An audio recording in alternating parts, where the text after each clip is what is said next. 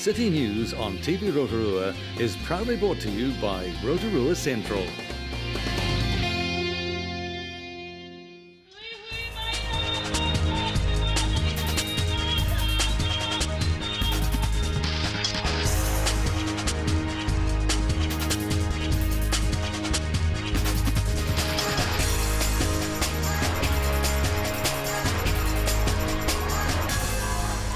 Kia ora Rotorua, ahead in tonight's bulletin. The White Ribbon motorcycle riders will be at the Village Green on Saturday. Public feedback is being sought on the newly released inner city revitalisation strategy, and farmers' stores are supporting this year's Hospice Remembrance Tree Appeal. Police staff from Rotorua and around the Bay of Plenty district will be showing their support at White Ribbon events this week. Yesterday was the official White Ribbon Day, which is the United Nations International Day for the Elimination of Violence Against Women, and the wearing of a white ribbon has been adopted as the international symbol to end violence. Prevention Manager for the Bay of Plenty District, Inspector Scott Fraser, says White Ribbon Day is the valuable opportunity to remind people of the importance of taking a stand against violence. In Rotorua on Saturday, the community are being encouraged to take part in a 4-kilometre bicycle ride through town. Riders are asked to dress in black and white and meet at the Village Green at the lakefront at 10 a.m. Then from 11 a.m, the White Ribbon motorcycle riders will be on the scene showing their support for the cause. There will also be a host of fun activities on the Village Green for all of the family, as well as stalls and information available about White Ribbon Day and local support services. Rotorua District Council has released the Inner City Revitalisation Strategy, the first in a series of 7 major strategies, providing a framework for achieving the district's Rotorua 2030 goals. Mayor Steve Chadwick says the Inner City Revitalisation Strategy brings together a range of work undertaken to date, along with plans currently underway and actions signalled for the future. The key focus areas are a more compact footprint with strong infrastructure, a strengthened central spine along Tutanekai Street, and environment that reflects Rotorua's creativity, attracting more business and investment and building strong community partnerships. The revitalisation strategy also includes 5 broad objectives: fewer empty stores, more people on the streets, increased confidence amongst retailers, more diversification in inner city use, and improved perceptions of the central city area as an exciting and safe place to live, work and visit. Rotorua District Council Inner City Revitalisation Portfolio Lead Councillor Karen Hunt says the council was now looking for public feedback on the priority currently accorded to each action. The Inner City Revitalisation Strategy discussion document is available for viewing online at the council website rdc.govt.nz or in hard copy at the Ideas Store in Tutanekai Street. Feedback can be given at the Ideas Store or online, the Ideas Bank section at rdc.govt.nz. The council is seeking feedback on the strategy's action plan before January the 9th, 2015. The Rotorua Community Hospice is running their Tree of Remembrance appeal again this Christmas, with people able to remember lost loved ones by writing personal messages on Christmas decorations. This is a time to remember. Christmas is a difficult time for some people, so it is about another way of expressing that love and that loss that they've had. But also from a hospice perspective, it's another way of fundraising for this organisation in a way that's actually involving people that have obviously dealt with the service or people who've just genuinely lost people in the past, and it's that form of remembering, and it's the remembrance trees. So it is a great fundraiser for us, and since Jean's been here, she's grown this side of the fundraising aspect of hospice largely actually, and I think this year we're going for broke. We're going for another huge result. Well, people can, for a small donation or a large donation, we don't mind, whichever one comes first, they can write messages of love to their loved ones that have gone. So Christmas can be a sad time for some people, and especially if you've lost somebody close.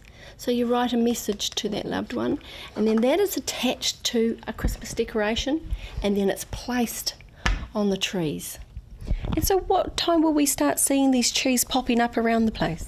As I say, from the 15th of December to the 20th, but today is all about asking your viewers, we need volunteers for the trees. Okay. As you can imagine, it's a week's by 5 trees, so we need quite a few people, and there's a few gaps still, so we need a bit of help.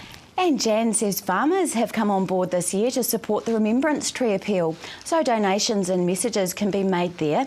And Jan Morgan and Sharon Black will be at Farmers on the 4th and 11th of December to answer any questions. In sport tonight, as Rotorua's reputation grows nationally and internationally as New Zealand's mountain biking capital, one enthusiast believes more locals should give the sport a go. James Alexander has been an avid mountain biker for 25 years and recently returned home to Rotorua. He says he's running free Give It a Go mountain biking classes to encourage locals to give biking a go, as well as experience our world-class tracks and facilities. What I want to do is connect people from a grassroots level with the forest and say, look, you don't have to be a Superman jump star and do backflips. You can just get in that forest, smell the air, get fit and enjoy yourself. To your weather, Rotorua tonight. Fine with westerlies, an overnight low of 8. Tomorrow Thursday, fine westerlies, a high of 19 and low of 12. Outlook for Friday, a few showers with westerlies, a high of 17 and low of 5. Marine forecast for Lake Rotorua, westerly 10 knots, waves less than half a metre and fine. Still to come in tonight's show, Anthony Van Dorp from Fish and Game gives us an update on the fishing season, and we're at St Chad's to find out about their involvement in the Keep Rotorua Beautiful graffiti project, and we also hear about their Carols by Candlelight event.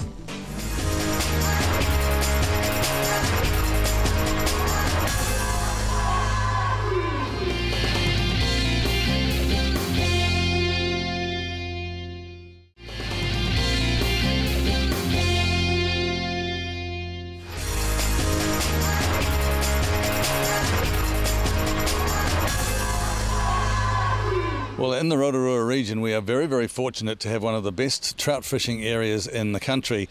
But it is the hard work of our fish and game officers who keep the hatcheries and the lakes topped up, as it were, but also policed in many ways. And I'm with now Eastern Region Fish and Game Officer Anthony Van Dorp. We've talked to you before, so it's nice to have a bit of a catch-up. There's been a few things happening. Let's look at the, not necessarily the negative side, but the things that need to be brought forward for public awareness, Anthony. There's been a problem or two with poaching of recent times, so how big a problem is it at the moment, or could it be? Well, the saying that I like to put out there is that we keep the foot on the throat and we keep the lid on it by continuing to patrol our areas where trout are spawning over the winter and into spring and early summer. So, while there is a problem at times, we're certainly proactive. We do rely on the public giving us information. And as the public have seen recently, a pair of trout poachers have been held to account in the Rotorua District Court. Sure. But for the people at home too, you have a certain authority. What authority do you have? Is it like the Ministry of Primary Industries have their fishing officers and they have a certain authority to arrest people or whatever? Is it similar for you guys? It is relatively similar. Like, we don't physically arrest people, but we do have the authority to check people, to get their details from them, to see what they're doing, and where they are doing wrong, to prosecute them. Sure. So where we do need further assistance, we get the police to help us out, and we work together in tandem. It raises a good point too. An extension of that is the public's help too in the community. What would you say to the people watching now who might be out in those different regions to maybe keep an eye on things for you in a way? Oh, absolutely. And we have a 0800 number. It's 0800 poaching. Oh, okay. So people can ring that if they see anyone doing anything suspicious or untoward around our trout spawning areas or lakes and rivers. They don't need to be too concerned whether they've got the right end of the stick. We'd rather have that information and then we can assess it. So if they take vehicle registration numbers, descriptions of people that they see out there, and a quick description, if you like, of what they see happening, and pass it on to us on 0800 poaching, and we'll follow it up. So they don't necessarily need to get physically involved in the whole thing, they just refer it back to you? Absolutely. We don't want people to get physically involved. We want them to stand back, not get involved. Some of the people who are poaching aren't very nice people, so they're better to just note what they see and let us know. Okay. Looking on the more positive side, the brighter side, obviously the fishing season, you're well underway, and I know over the last little while, you can be more specific for me, Anthony, but there's been some good releasing done for future anglers, as it were? Yes, our spring-summer release program is well underway, and we release fish on a regular basis into the Rotorua lakes. The lakes rely heavily on extra releases to sustain them for the anglers, and in time those fish grow into the beautiful specimens that we see people catching and taking home and enjoying. Sure. Any particular preference from the point of view of rainbow, brown? We release rainbow trout into the Rotorua lakes. Lake Rotorua is the place to go if anglers want to target a brown trout. But on the other big lakes, they're far more likely indeed to catch rainbow. Some of those lakes only have rainbow trout. When you release the yearlings, I think that's what you call them, when you release them, how long does it actually take before they're actually fishable, if you like to put it that way? Well, believe it or not, they're released at a year old, as you say, and they are nominally around about that big, about 18 centimetres long. And within 4 to 6 months in the lakes, in good conditions, many of those fish are actually of legal size and being caught by anglers and able to be kept. When it comes to the people going out as anglers within the season, can you just reiterate what's involved with the licensing and things like that? Yes. Obviously there may be people, perhaps even like myself, who have never done it before, who want to get into it because it is a great recreational activity. Yes, okay. The number one requirement is that anyone who fishes for trout must hold a trout fishing licence, and that's available from almost any sport shop or online at fishandgame.org.nz. And there's also other rules. Some areas, certain types of method are allowed and others aren't. Generally no bait fishing is allowed, so that's pretty much a no-no except in a few isolated areas. And if people have any questions, they can give us a call, give us a ring, and we're more than happy to take the time to talk through with them how to get involved in trout fishing. I suppose there's an aspect too of starting our youngest anglers at a younger age, so that when it comes to treating the whole environment and the fisheries aspect with respect, it's better to start them young, isn't it? Oh, it is, and it's great to see the young kids getting involved in trout fishing. Just behind us here we see this pond. This pond's used several times over the course of the winter to spring season every year in kids fishing days, and that's run by the Rotorua Anglers Association, usually in conjunction with Fish and Game, and it's a great thing to get kids into trout fishing. So, we really want to encourage people. Kids' licences up to 12 years are free. Wow. So, because it can be a family thing, can't it? Very much, I think. Oh, absolutely. And like I say, give us a call. We'll give advice to people how to get their kids and young families into trout fishing. Is there a website? I think you might have mentioned it, but is there a website that the people can go to get various hints and helps? Yeah, fishandgame.org.nz's the key place to start. And there's various other websites, like some of the retailers have information as well. But basically, Fish and Game or any good sports shop will be good places to seek that first advice. They've got to buy the gear first too, don't they? Yes, yeah. Sure. Hey, you guys do a great job. We really appreciate it. And I think from the point of view of people at home, just remember that it is a family activity or an individual activity, obviously, but let's treat it with respect as opposed to the poaching that has been going on of late, and we don't want people to end up in court or paying fines or whatever. It takes the edge off an otherwise really nice recreational activity. So keep up the good work, Anthony, and thanks for your time. Thanks very much, Wayne.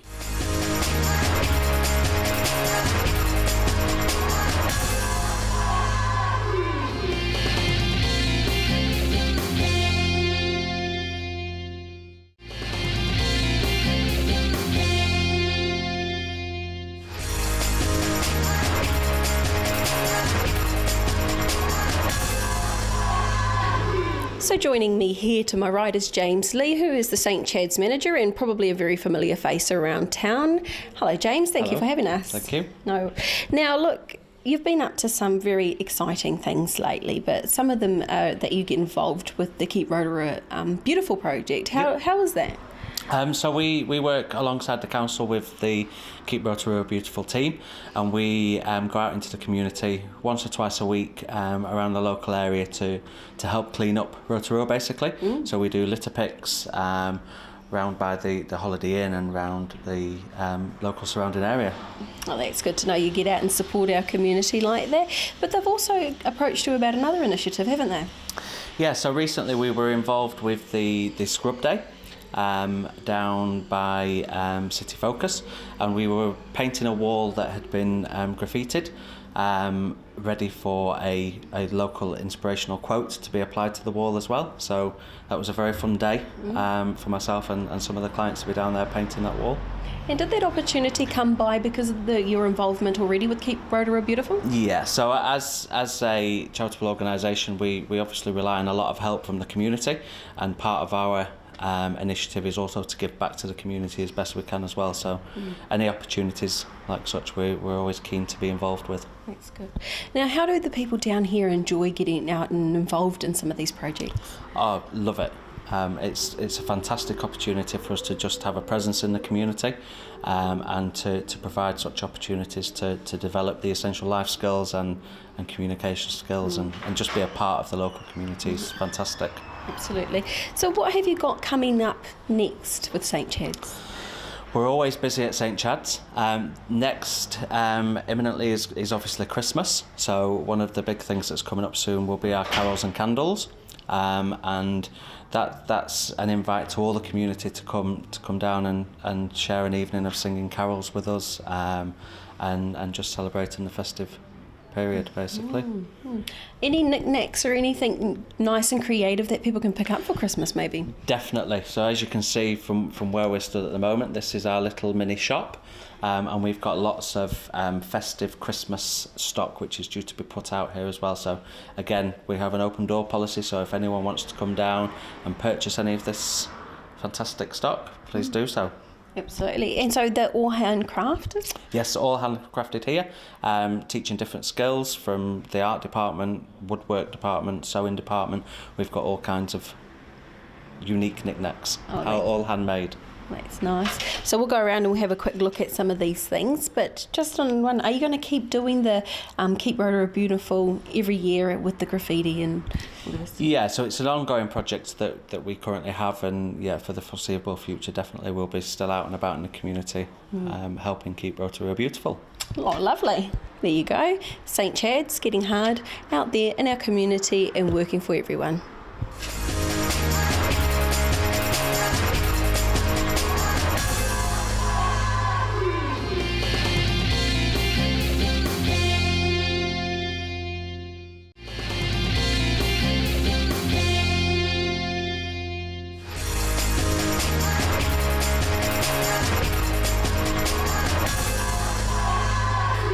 Please let me introduce you to St Chad's Choir singing Silent Night.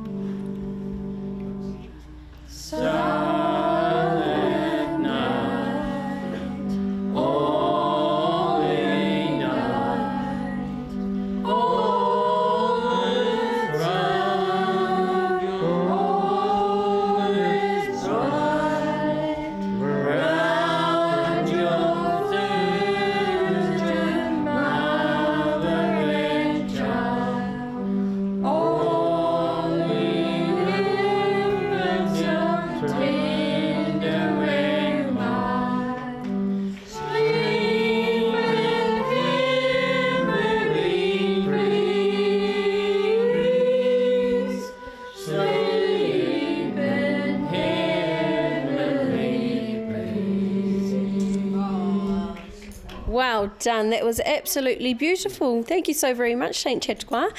And then we're going to have a quick word with Jean. So Jean Headley here is music tutor down at St Chad's, and obviously we just heard from the St Chad's Choir who sounded absolutely beautiful. Jean, how much practice have they had to put in? Quite a bit to get it up to the standard that I require. But actually they do very, very well indeed. So I'm very pleased with the way they were singing. Yeah, absolutely. Now, was it easy to put the choir together? Did they all jump to the opportunity? I'm rather particular in that I like people who can sing in tune together, which I think they do very well. Now, how many songs will the choir be singing? Possibly just the Silent Night song, and then we have a couple of solos and a duet, and then we also have someone playing the keyboard and also a group playing on our chimes. So there's quite a little bit of music happening amongst the groups. And what's this all in preparation for? This is for our Carols and Candles evening, which we hold every year around about this time. And it's a celebration of St Chad's through the year and an opportunity to get families and friends to come together and share the music and share the celebration. What night would this be taking place on? This will be Tuesday, the 9th of December at 7:30 at St Chad's. And is this just for family, or can some members from the community come also? We like members of the community to come. Usually we have a full house, so you need to get here fairly early in order to get a seat. And is this a free production, donation, or can people just come down? Well, I think we normally have one of our members standing at the door with a little box saying "Koha," which all helps with the funding for St Chad's to function. Well, there you have it, community. You've just had an open invitation down here at St Chad's for the Carols Candlelight. Thank you so much, Jean. Thank you. Okay, I will just introduce. And now we have the Chimes Choir playing Away in the Manger.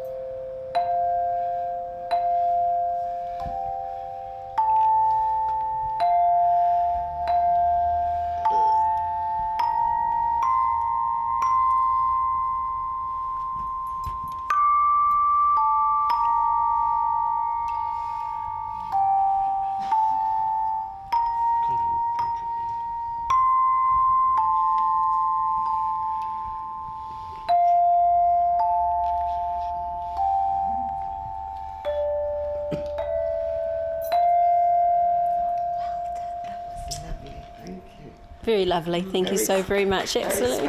Very nice. That was such a beautiful sound. Very beautiful. The St Chad's Carol event is on Tuesday, December the 9th at 7:30 p.m. at St Chad's. If you would like to contact the show, email news@tvrotorua.co.nz or call 0734 88984. Thanks for watching tonight from all the team here at City News. Ko Mārie.